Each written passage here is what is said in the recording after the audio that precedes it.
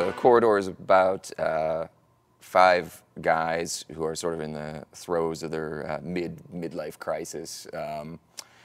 One of them in particular has suffered something of a mental breakdown.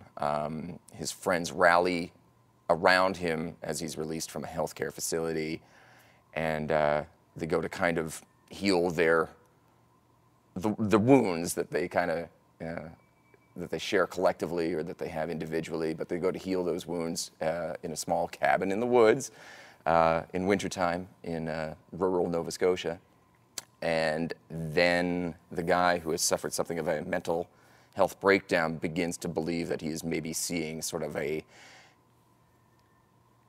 enigmatic energy force in the middle of the woods, but he's fearful of telling his friends because he doesn't want to be sort of the boy who cried wolf. But then as the movie goes along, maybe something happens to turn the boy's friends into the wolves. And our tagline for the movie is that, the corridor brought them all together and it tore them all apart. I think it's something of a psychological, character-based horror piece. It's kind of quiet.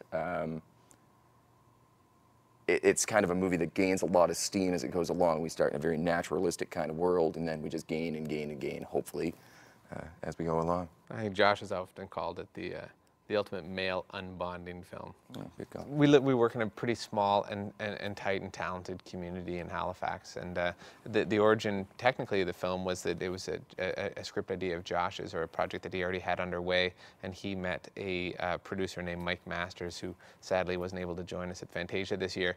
And Mike and I work frequently together in the modest kind of Halifax or Nova Scotia commercial production kind of market area.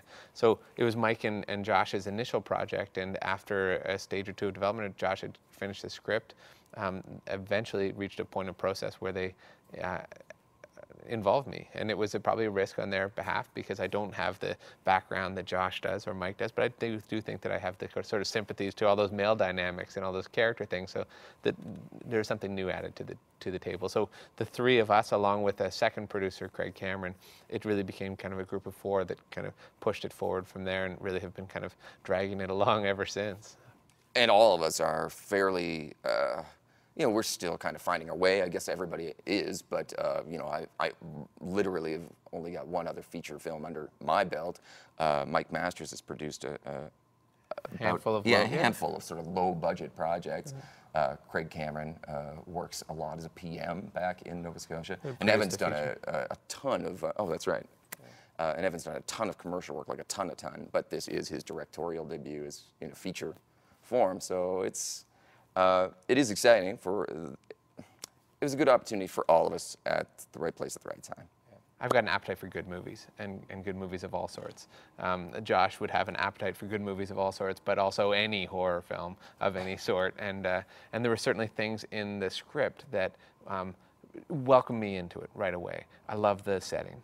I mean, wintertime in Canada, there simply aren't enough movies being made in that incredible natural setting. Of course, we've learned why now. I mean, that was the hubris of inexperience. It's hard, but also in the script itself, I could completely identify with a close group of male friends. I certainly have a close group of male friends, and many people who've seen it, read the script or seen the film, can see a reflection of their own friends and friends dynamic in that. So that was something that was an easy point of access. And then there are a couple of things in the script itself that really spoke to me. There's a prolonged sequence where a key piece of activity happens cleverly off screen, where I just engaged with that. That was an exciting opportunity, even just to read on the page and then to kind of imagine how it could play out.